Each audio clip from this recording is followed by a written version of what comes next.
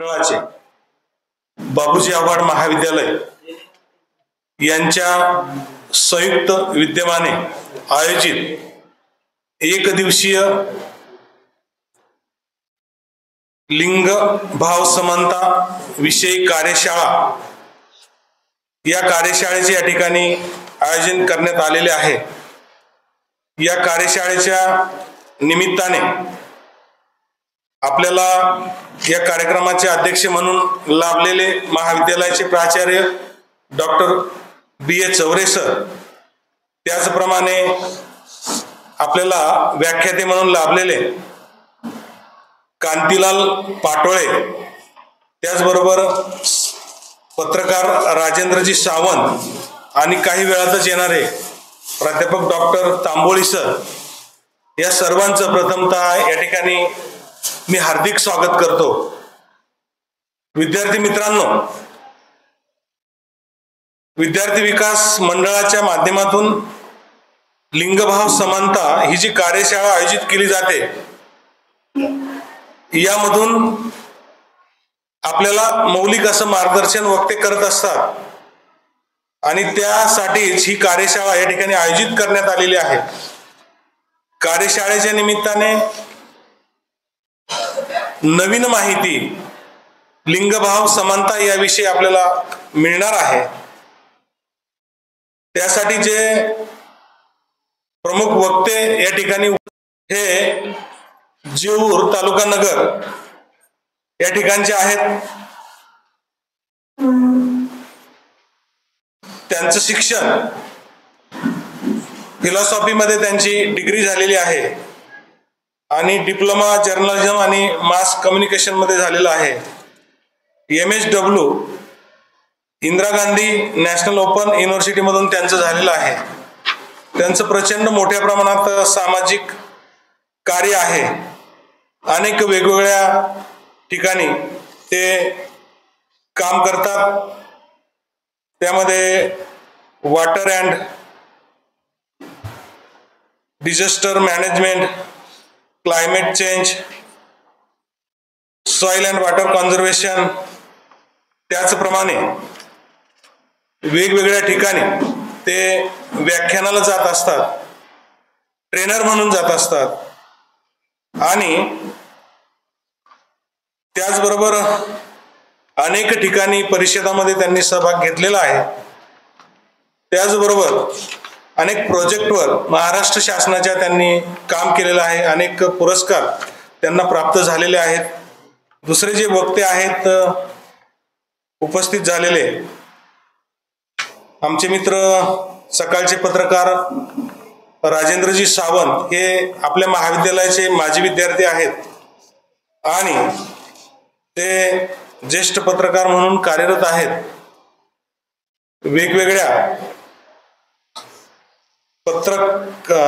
वेगवेगळ्या पेपरमध्ये त्यांनी पत्रकारितेची आपली झलक त्या ठिकाणी दाखवलेली आहे।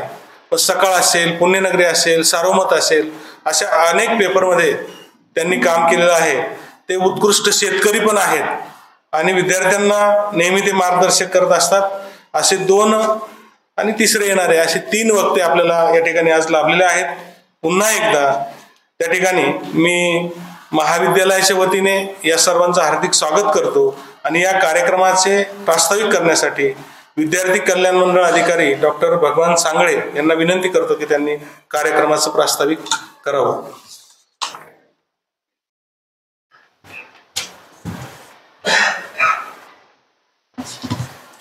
विद्यार्थी विकास मंडळ, सावित्रीबाई फुले पुणे विद्यापीठ पुणे आणि पार्थविद्या प्रसारक मंडळाचे बाबूजी आव्हाड महाविद्यालय पाथर्डी यांच्या संयुक्त विद्यमाने आयोजित एकदिवसीय लिंगभाव समानता विषयक कार्यशाळा, या कार्यशाळेचे प्रमुख व्याख्याते सन्माननीय कांतीलाल पाटोळे सर, त्याचबरोबर दुसरे व्याख्याते सन्माननीय श्री राजेंद्र सावंत, पत्रकार दैनिक सकाळ पाथर्डी, आणि तिसरे जे आपले व्याख्याते येणार आहेत ते प्राध्यापक डॉक्टर यशम तांबोळी सर, ते आलेलेच आहेत। तर त्याचबरोबर आजच्या कार्यक्रमाचे अध्यक्ष महाविद्यालयाचे प्राचार्य आदरणीय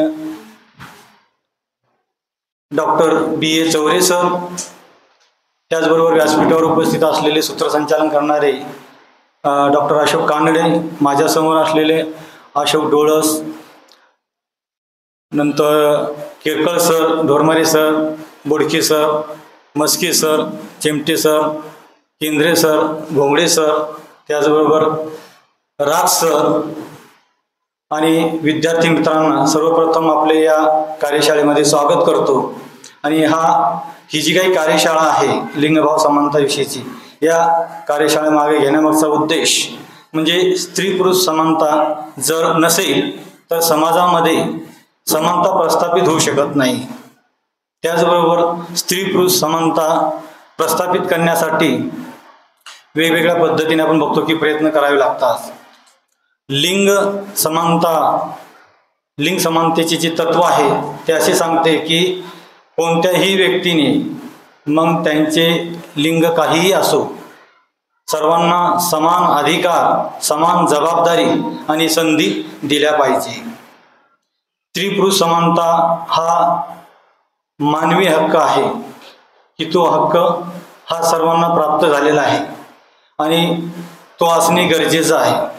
त्याचबरोबर स्त्री पुरुष समानता म्हणजे स्त्री आणि पुरुषांना समान अधिकार मिळाले पाहिजेत. वेगवेगळ्या क्षेत्रामध्ये, आर्थिक असेल, सामाजिक असेल, राजकीय असेल, सर्व क्षेत्रामध्ये हे समान अधिकार मिळणे गरजेचे असते. त्याचबरोबर विद्यार्थ्यांना आणि विद्यार्थिनींना वेगवेगळ्या म्हणजे आर्थिक, सामाजिक, शैक्षणिक सर्व क्षेत्रामध्ये समान संधी कशा पद्धतीने प्राप्त करता येईल किंवा मिळाली पाहिजे यासाठी हे प्रयत्न केले जात असतात. तर या कार्यशाळेचा हाच उद्देश आहे. एवढे बोलून मी माझे प्रास्ताविक संपवतो आणि विद्यार्थ्यांना सूचना आहे की तुम्हाला अटेंडन्स दिला जाईल, त्याच्यावर सर्वांनी सह्या करायच्या. त्याचबरोबर ते स्कॅन दिला जाईल, ते स्कॅन करून गुगल लिंकच्या माध्यमातून त्याचा फीडबॅक हा ऑनलाईन नोंदवायचा आहे.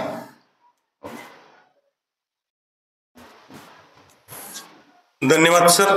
या ठिकाणी आत्ताच ज्यांचं आगमन झालं ते प्राध्यापक doctor M.S. Tamboli sir, Dada Patil Rajale महाविद्यालयात इंग्रजी विभाग प्रमुख आहेत आणि ते पण आजच्या आपल्या कार्यक्रमाचे प्रमुख व्याख्याते आहेत. मी व्यासपीठावरील सर्व मान्यवरांना विनंती करतो की त्यांनी प्रतिमा पूजन करावं. बाबूजी महामांच्या प्रतिमेचं या ठिकाणी पूजन करावं.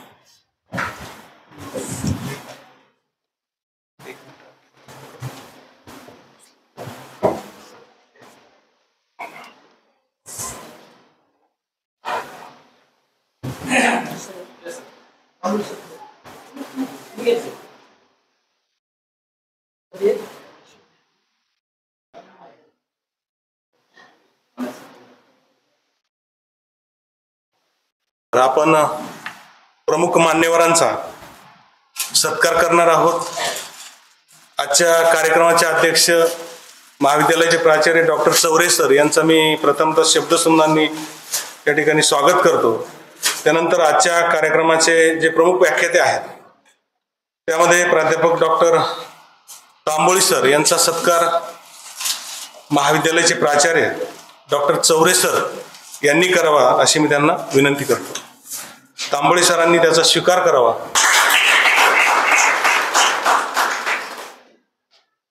चौरे सरांनी करावा अशी मी त्यांना विनंती करतो आणि पाटोळे सरांनी त्याचा स्वीकार करावा अशी मी त्यांना विनंती करतो.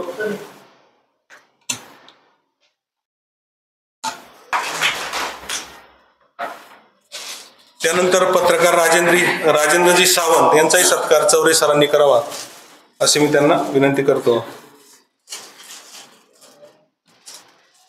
धन्यवाद सर. यानंतर दादा पाटील राजळे महाविद्यालयाचे चांदणे सर यांचा सत्कार डॉक्टर सांगळे सर यांनी करावा अशी मी त्यांना विनंती करतो.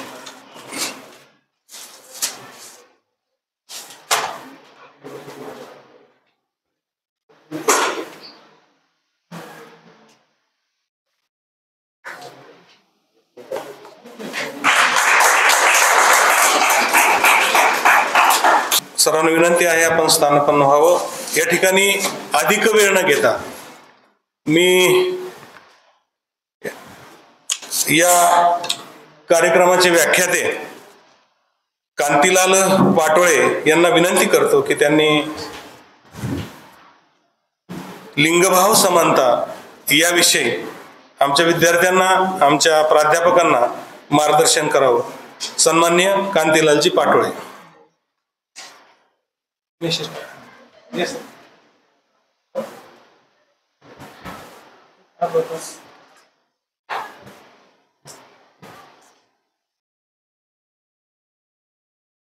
सर्वांना गुड मॉर्निंग.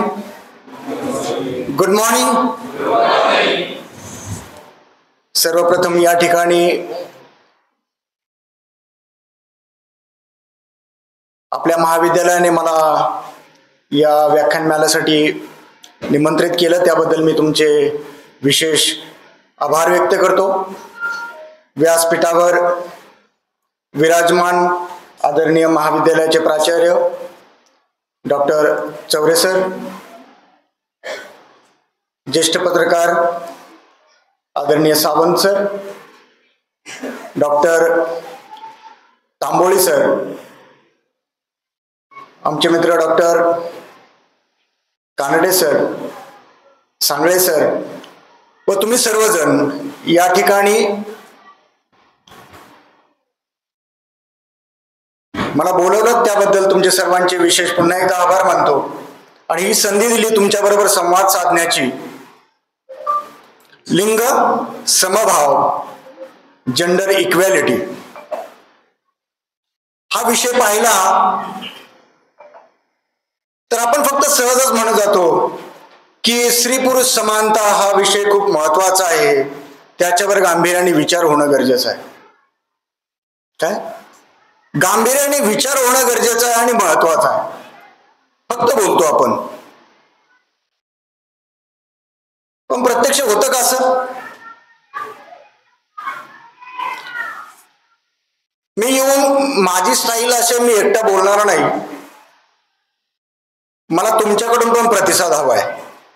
तर ते कुठेतरी आपल्या मनामध्ये रुजेल आणि लोकांपर्यंत पोहोचेल अशी मला अपेक्षा आहे. मला तुमच्याकडून सुरुवातीला एक जाणून घ्यायचं आहे, कशाला म्हणतो आपण लिंग समभाव, किंवा इंग्लिशमध्ये म्हणाल तर जेंडर कशाला म्हणायचं? कोणी सांगेल इकडे कशाला म्हणायचं जेंडर?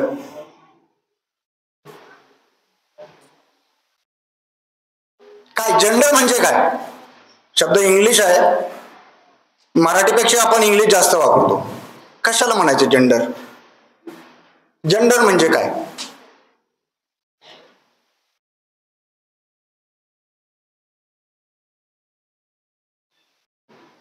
किंवा लिंग म्हणजे काय?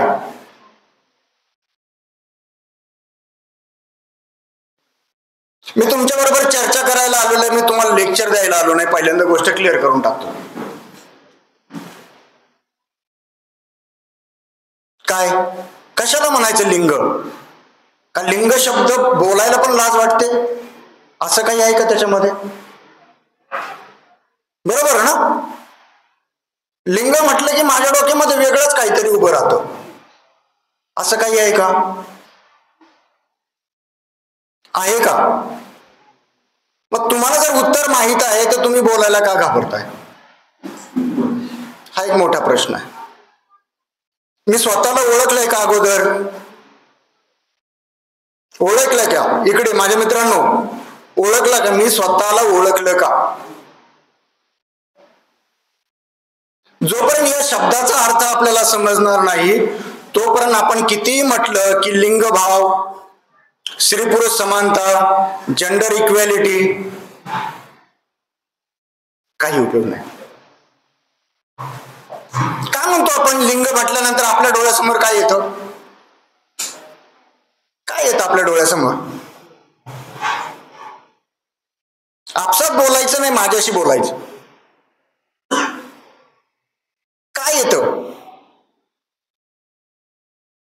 इकडे विद्यार्थी मैत्रिणी, तुम्ही बोलले तर आनंद होईल आणि तुम्ही बोललं तर अति आनंद होईल.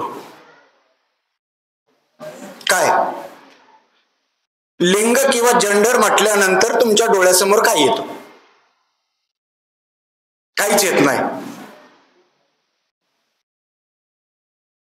शाळेमध्ये शिकलो ना आपण लिंग म्हणजे काय?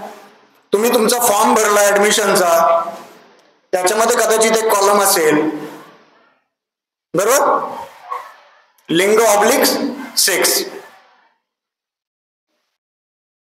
मराठीमध्ये लिंग, दुसरीकडे सेक्स असा शब्द होता. सेक्स म्हटल्यानंतर मग तर धक्काच बसला, बरोबर. आमच्या डोक्यात दुसराच आला, बरोबर, आणि दुसरा आला की लोचा झाला.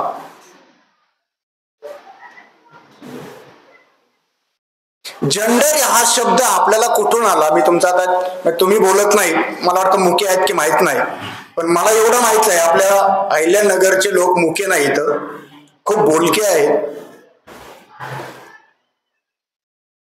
लिंग किंवा जेंडर जर म्हटलं तर याचा परिचय आपल्याला कधी झालेला आहे?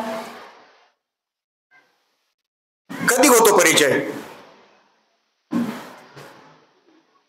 तुमचे डोके खाजवायला लागलेले, चुळबुळ चालू झालेले की लिंग शब्द वापरला मी आणि तुमच्या डोक्यामध्ये काय झालंय? आपल्या डोक्यामध्ये एकच साचेबंद उत्तर तयार झालेलं आहे. लिंग म्हटलं की स्त्री आणि पुरुष एवढंच आलं, मेल फिमेल एवढंच आलं. हे मेल फिमेल आपण कसं ओळखायला शिकलो? जेव्हा आपला जन्म झाला, ज्याला आपण सायन्स म्हणतो, याला फिजिकल सायन्स, बरोबर. फिजिकल सायन्स हे तुमच्या अस्तित्वाची तुमची ओळख करून देणार शास्त्र. जेव्हा माणूस जन्माला येतो, बाळ जन्माला येतं, त्या बाळकाची ओळख त्याच्या शारीरिक काही गोष्टीवरून ठरली जाते. ते मेल मध्ये जात आहे की फिमेल मध्ये जात आहे, पुरुषामध्ये जात आहे की स्त्रीमध्ये आहे, म्हणजे याला पुल्लिंग म्हणायचं की स्त्रीलिंग म्हणायचं, हा झाला शारीरिक भेद किंवा फरक. भेद म्हणण्यापेक्षा मी त्याला फरक असं म्हणणं योग्य ठरेल. त्याच्यावरून काय होत आहे? आपलं आयुष्य ठरतं की नाही? मी कोण आहे ते कोण ठरवायला चालू होतं? कोण ठरवतं? तुम्ही बोलत नाही, कोण ठरवतं? समाज ठरवायला सुरुवात करते. बाळ जन्माला आल्यानंतर ही मुलगी आहे, हा मुलगा आहे, इथपर्यंत थांबतं का? ज्यावेळेस ही ओळख निर्माण व्हायला लागते, तिथून खरं सगळं काय म्हणतात ना सुरू होतं. खरं खरं सांगायचं, बरोबर, तुमचे प्रॅक्टिकल अनुभव आपल्याला जाणून घ्यायचे. तुम्ही मुलगी म्हणून जन्माला आले, तुमच्याकडे घरच्यांनी कोणत्या नजरेने पाहिलं तुम्हाला कदाचित माहित नाही, पण तुम्ही जसे जसे वाढत गेलात, घरामध्ये एक भाऊ आणि एक बहीण आहे, तुम्हाला ट्रीटमेंट कशी भेटत गेली? काय काय शिकवलं गेलं पहिल्यापासून, सुरुवातीपासून? मुलांना वाईट वाटून घेऊ नका, मुलींना वाईट वाटून घेऊ नका. ज्यावेळेस एवढं छोटस बाळ असतं, मुलगा विना कपड्याचा अख्ख्या गावात फिरला तरी त्याला काही म्हणणार नाही. मुलगी थोडीशी अंगावर कपडा जरी फाटलेला असेल तरी तिला काय होतं? सुरुवातीला आपण सुरू करतो तिला तिथूनच डोस पाजायला. काय? तू मुलगी आहेस, तू अशीच बसली पाहिजे, तू तशीच उभी राहिली पाहिजे, तू हेच खाल्लं पाहिजे, तू ते खाल्लं नाही पाहिजे, तू कोणाशी बोलायचं, कुठे बसायचं, कसं बसायचं, हे सगळे नियम कोणाला आले? का आले? मग मुलांना सांगितलं जातं का कधी की बाबा रे तू असाच बस, तू तसा बसू नको? आपण घरामध्ये बघा, प्रत्येक गोष्टीमध्ये आपण जर सोशली जेव्हा सामाजिक आपल्यामध्ये डेव्हलपमेंट होत जाते, वाढ होत जाते, त्याच ठिकाणी कुठेतरी विषमतेचं हे काय, विषमतेचं हे बीज कळत न कळत आपली समाज व्यवस्था, आपल्या भोवतालचं काय म्हणतात त्याला, परंपरा, रूढी, कल्चर, ह्या गोष्टी काय करत जातात, त्या मुलीवर, त्या महिलेवर, त्या पुरुषावरती वेगवेगळ्या पद्धतीने काय केलं जातं, त्याला ग्रूम केलं जातं किंवा त्याला त्या वातावरणामध्ये तयार केलं जातं. हे तुम्हाला माहित नाही का? मग मी कशाला सांगतो? ह्या सगळ्या गोष्टी आपल्याला माहित आहेत. साधं उदाहरण घ्या. घरामध्ये एक मुलगा आणि एक मुलगी आहे. तुम्ही तुम्हाला स्वतःच्या घरामध्ये ठेवून बघा. तुमचा छोटा भाऊ असेल किंवा मोठा भाऊ असेल, मोठी बहीण असेल किंवा छोटा भाऊ असेल, ज्या वेळेस घरामध्ये कुठलीही गोष्ट आणायची असेल किंवा द्यायची असेल, कोणाचा विचार होतो अगोदर? मुलाचा विचार होतो का? मुलगा हा कोण आहे? वंशाचा दिवा आहे. दिवा, वंशाचा दिवा आहे. त्याला काय केलंय? प्रोजेक्ट केलंय समाजाने, त्या कुटुंबाने. कारण कुटुंब एकटं त्याला घडवत नाही.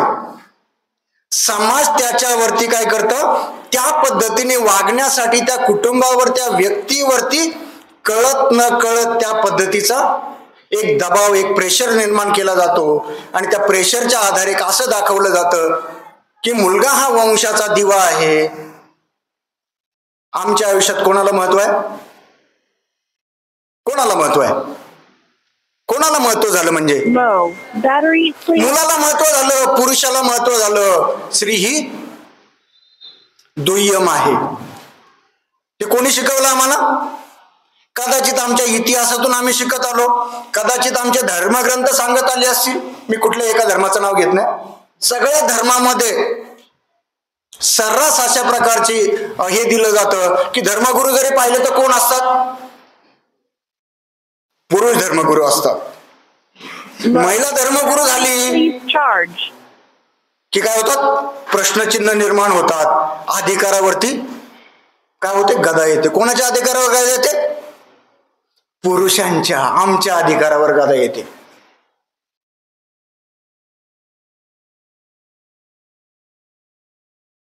आणि आपण मनाने करतो का? आपण शेजाऱ्याकडे बघतो, आपल्या डोक्यामधून हे जे भूत घुसलेलं आहे पुरुष सत्ताक व्यवस्थेचं. पुरुष सत्ताक व्यवस्था म्हणजे काय? जे काय होल अन सोल कोण? पुरुष सांगेल तेच. घरामधला पुरुष अगोदर जेवणार. खरं आहे की खोटं आहे?